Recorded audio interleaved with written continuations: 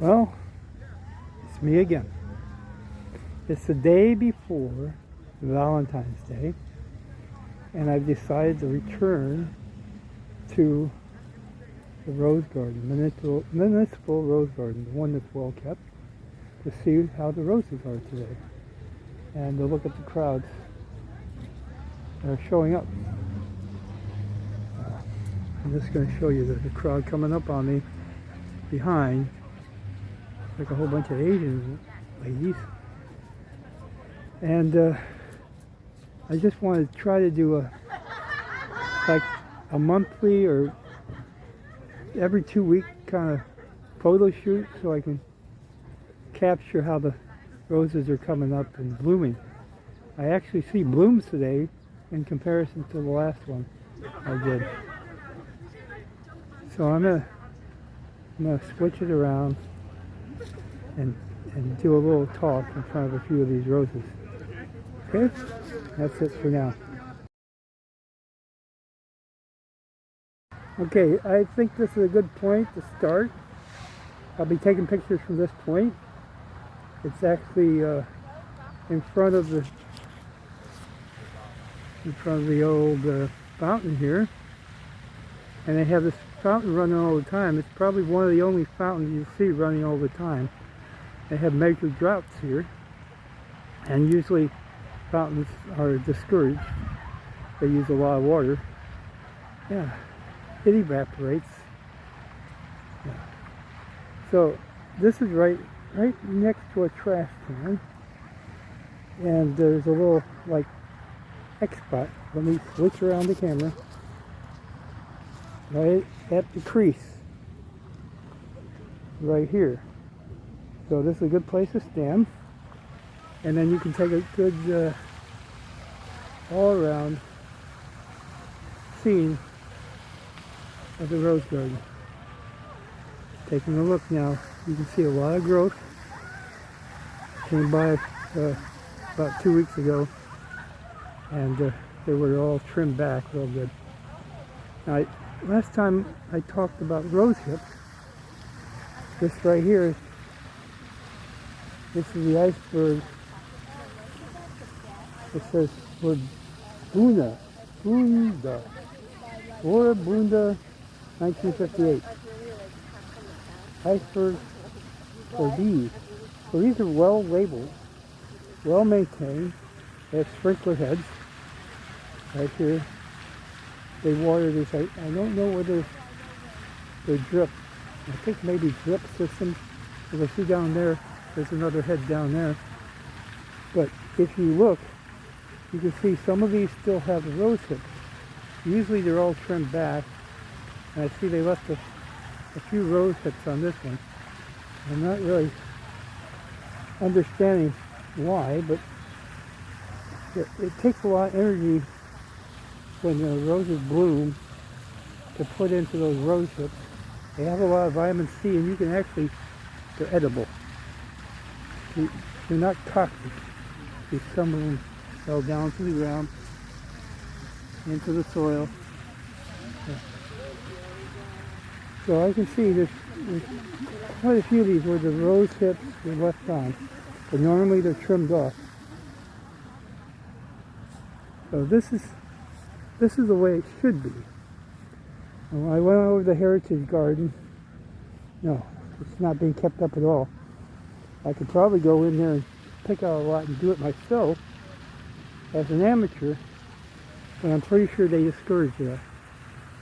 The way that is over there, they just let it go. They just let it go. It's a shame. Roses are kind of expensive, and they're expensive to take care of. They take a lot of nurturing. It's a lot of work to go into a beautiful rose. And these are well kept. Volunteers come out, trim them up. I persuaded one or two to give me a rose. If I bring a lady friend, I might be able to persuade them to let me have a rose. Right now I have no Valentines. It's a shame. It hurts my soul. I have no one that wants to be my Valentine. So, you know, I don't try that hard. I'm not that kind of a guy. I'm not going to be pushy onto a woman, call her names or anything. I'm going to be a gentle, friendly person because I want a friend. I believe in that diatema's ladder and the way that works. You get to know them.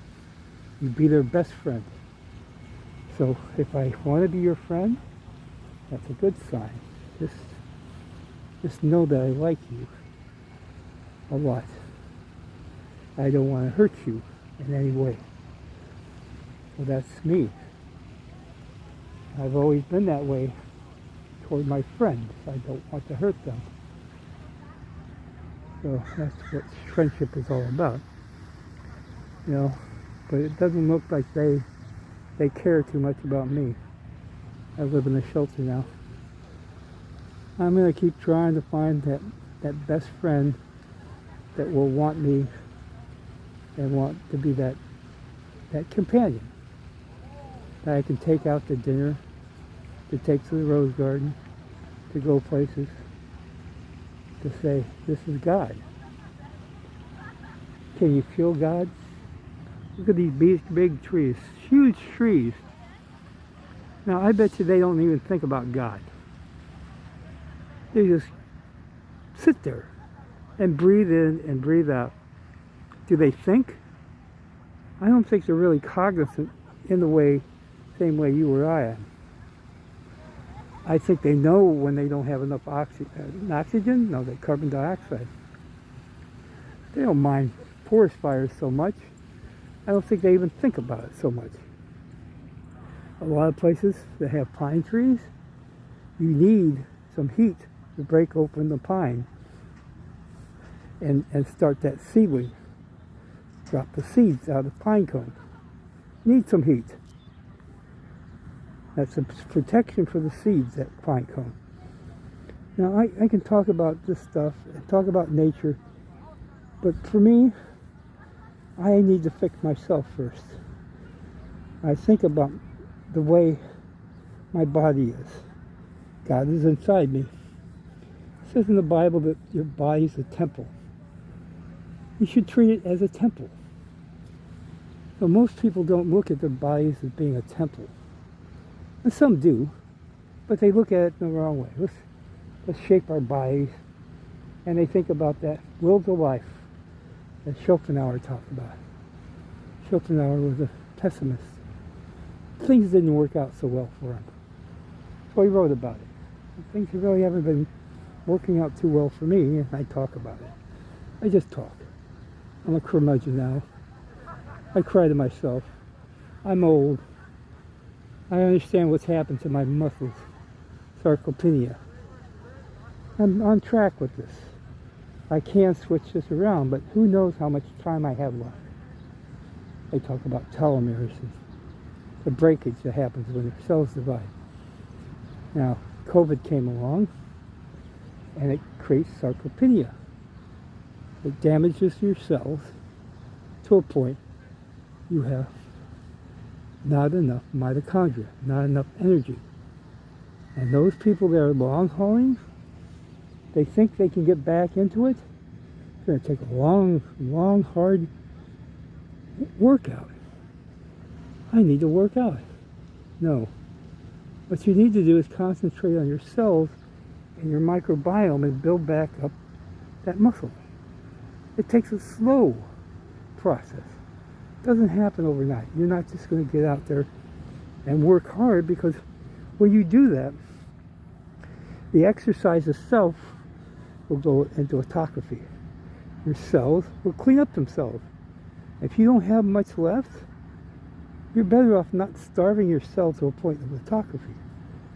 Muscles, when you work them out, they will signal autophagy. It's a good thing to exercise. But exercise in a way that you don't kill yourself. You're not going to get better overnight. Best thing to do is start off walking, just like a child. And then eventually you can run. So my thing is to get out and walk. I got to get back to running again. That was my most favorite thing. It's walking with other people and exploring. my most favorite thing was going places and exploring. And when I have somebody that says that's what I want as a companion to go places with, I think I'm perfect. But they don't think so, because I don't have the money. I'm poor. I didn't cause this. It's the way the state's set up, the taxes. I'm poor now because they want to take my money away. Oh, you were a bad man. You didn't pay your taxes. I wanted to pay my taxes. Just take it out of my paycheck. 12 hours a day, 7 days a week. Well, why didn't you say? Because I had a woman in an apartment that cost me $2,000 a month that didn't want to work at all. She wanted to be my girlfriend, take my money away from me, spend it. But she didn't want to contribute. Yeah, I cared. Why should I care at all? I don't want to see people suffer. Kick people out? I want them to find another place to live and say I'm moving out. And that's what she did. Took a while. She finally got it. I quit liking her. And I got a best friend, okay? But she's not acting like my best friend. She's acting rather selfish. What should I do? Well, I'm just going to be there. I'm going to be that best friend I can be, always. If she wants to do more with me, she'll let me know. I just keep telling her that's what I want to do. I want to be there with you and do more with you. But I'm so happy I have a woman that said, okay, we're best friends. At least I have one person that says she'll be my best friend. We'll see how far it goes. Don't push it. That's my philosophy. If you get pushy, they run away. They're afraid. I don't need somebody afraid of me. I've had people afraid of me all my life. Work as a security guard. All those people are afraid of me. Up to a point. They want to bully me all the time because I'm an old man. They think they can get away with it. They find out wrong. So, we'll see how it goes. Anyway, I'm going to go back up to that picture point and take a few snapshots and then use those to document how the rose garden is going this year. I'm going to make an effort to be here like once a week. I don't know if I can. Kind of tough finding the time. Maybe once every 2 weeks. But you can see it's a very, very nice park. And I've already talked 12 minutes. Oh my God. That's enough. Okay, I see this. This looks like clover to me. I see a flower. And I see what seems to be an insect. It's like a bee sucking on the flower. It may be a wild bee, but I'm not sure. So I thought, okay, I'm going to take a picture, because that's what usually bees do. Usually it's not a fly that does that. They're bees. So you can see that insect right here. Now, is that a wild bee? Very interesting. Very, very interesting. Anyway, I just wanted to take a picture. God's at work. Okay, I wanted to make a quick video about where the park is. Well, this is Herbert Hoover High School, and always when I do a selfie like this, the letters are backwards, but I'm going to switch it right now. So, there. Now I'm pointed at the Rosicrucian Museum, Egyptian Museum, and that's at the corner of Nagley and Park. So you can see, this is Herbert Hoover Junior High. Got a little theater, historic. Alright, very old. 1931 to 1971 it says. Well, I guess they don't normally have high school here anymore, but It's a junior high. And I think there's still school here. On the corner is a nice little carriage house, they call it. Nice little breakfast place. Crowded this morning because it's Sunday. And on the other corner, they have Starbucks. Guess what? Starbucks is right there on the other corner. The Rosicrucian Museum. Yeah, very special people, those Rosicrucians. They have a planetarium, and they do actually have shows. You can go in and I don't know how they were. There's like a little park inside with a little pond with koi fish. I don't know how well they did during the COVID epidemic, but you know, they're getting rid of the mask mandate, so maybe things will get back to normal. Okay, that's it. Okay everyone, I'm at the Alameda. I decided since this was so close to the Rose Garden, I have to head a long way back to get to the shelter. I have to be there at 11:30, and it's now 10:30. So a short talk on the Alameda. This is a very nice neighborhood. A little bohemic, old style. It's old style, not Las Vegas, no San Jose. So I'm right in front of a Starbucks coffee. I'm going to switch this around, show you the other side. Competition, peace. I got, this is actually Julian. Where's the street sign? Alameda at Julian. Okay, Julian. So we got Race Street just up there. That's where I came off the highway to get over here to the Rose Garden. And Five Guys, a whole bunch of, there's a taco place, very nice. New York's Pizza. Well, up the road a piece is Sunday. So I got a guy up with a bullhorn on the top of his van, screaming his head off about psychological things that affect him. City bus. Here we go, public transportation right there. This is a very nice neighborhood. They have a little village here in back. I'm not quite sure what the condos are going for. I think they're condos. But it's always expensive. I'll look this up in a minute, but I could have probably done that before I got on the video. Yeah. Little bitty village in back. Nice little shops. Urban place. You know, this is San Jose, redeveloped. It's called the Avalon. See the leasing office right through there. Nice little neighborhood. And the houses here are expensive. So I'll try to look this up and see how expensive they are, but I gotta tell you, they're in the millions. So if you're living in a shelter like I am, it's out of the question. You're not going to ever get up to the standard of somebody living in those houses right there. They're well off. You're not. Not even in that condo unit on the other side here.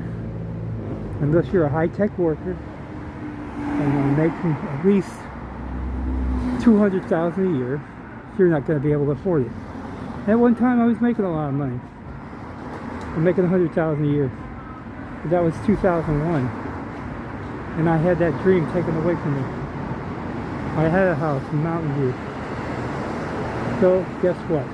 I'm homeless now. I'm only 63. That's the way it goes. We don't need you anymore. They act like I'm lazy, and I'm not lazy. I work as a security guard for the county, Home First, people that manages the shelters in this county. And I have to deal with bad people every day. Why do I sound like a philosopher? Why do I sound like somebody like Marcus Aurelius? Okay? I'm kind to people. I'm generous. Yet I get stomped on almost every day. They don't want me because they can't do as they please. And I have to enforce the rules. I observe and report. If they don't do what they're supposed to do, I have to report it, and they get in trouble. I'm not supposed to say anything to them, but I do. I talk to them, and I'm as gentle as I can, explaining the rules to them, because obviously they're never going to understand why they have to do things the way they do. And they'll lie right to my face. Oh, you know me. I wouldn't do this to you. And they do it to me every day. So I don't like the job, but I have to have a job. And trying to get a better job? Yeah, I want to have a clinic. I can cure people of diabetes. The number one obesity. The number one illness in America is obesity. It's going to cause you to die. Why should I care? Why shouldn't I just give up? Take the hemlock. Take the hemlock, Spillman. Sentenced to death. That's the way I feel right now. Everybody's out to do me in. Not everybody. But they say they care, and they lie right to my face about that. And I'll forgive them for it. Yeah. I want to be the best friend I can be. So I don't hold it against them, but I know it's a lie. They care for themselves first, and that's the way it will always be. You have to care for yourself first. It's important that you do. Keeps you alive. Okay? Once you stop hope, once there is no hope, you dismal despair. It hurts to go on living. That's when you contemplate suicide. Yeah, no hope. Poor Socrates. He gave up. He took the hemlock. He wrote the book, The Apology, how he felt about this. I'm an old guy, yeah. I'm not Socrates. I'm not going to take the hemlock. But I don't want to end up on the street on a cold day where I can't survive. All right? I should get out of town. Get out of Dodge before it's too late. Because there's nothing here really holding me back. I think I have a wonderful, beautiful friend that I would like to have more doings with, more companionship with, more involvement in her life. And I'm getting stomped on pretty well. She's not stomping on me that hard, but it hurts. I'm not her type. It does hurt. So I'm done, man. I've said too much.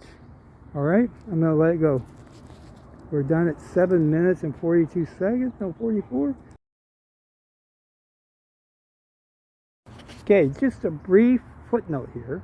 I just looked up in Trulia. 1300 Alameda. These condos here. $2.8 to $4.4 million. Think about that one. Just for one of these condo units here. Very nice neighborhood. Just real close to downtown. I live in a shelter. No way can I afford one of these. But with the wonderful veterans benefits I have, 14 years of service, trying to protect that Constitution from guys like Trump, I get to move into a studio, brand new, near downtown, right in the flight path of the airport. Yes, not that desirable, but nice and brand new for 30% of my gross. Yes, and I have to turn in paperwork constantly to prove to them my pay stubs that I'm making exactly what I say. And I want to start a clinic. Also, you can't be a full-time student and live there. They won't allow it. Tough to get a degree and be something of yourself other than the poorest man on earth. This is socialism in California. In America, socialism. Democrats have done this to Silicon Valley. Think about this. I'm done. Okay, I just came out of Pete's. I don't like Starbucks. I had to go to Pete's. Since I'm parked over their parking lot, I decided to purchase something. Because their parking lot had a sign for customers only. A customer-only parking lot. Imagine that. Alright? Let me switch. Pete's coffee. I like Pete's in a way. It's better than Starbucks. I actually bought myself a very nutritious drink called berry hibiscus. You can look up hibiscus and do your own study. Very high in antioxidants. One of the best teas you could ever drink. If you're into keeping the inflammation down, that's what you should choose, not the coffee. Yeah, well, it's your choice. Your choice of poison. This is not a poison. And it tastes fruity. Berry hibiscus. Sweet tooth. And what I did was put in a little sucralose. If you look up sucralose and do the study on it, it's chlorinated sugar. Made from sugar. Chlorinated. Let me show you. Customer parking only. Okay? I'm a customer. There's the proof. Right? Follow the rules. Right? That way you don't get in trouble. So, sucralose. Is it a good thing? No, it's not really that good a thing, but it takes away bitterness, sweetens up a fruity drink, and you can down it better. What do they put in children's electrolyte? Sugar. It's like sugar, but it's not. But still, it will give you cravings. Not good. So, I got a little bit of time before lunch. Very good in antioxidants. Okay, I'm going to have it. That's enough from the Curmudgen. Okay? Bye.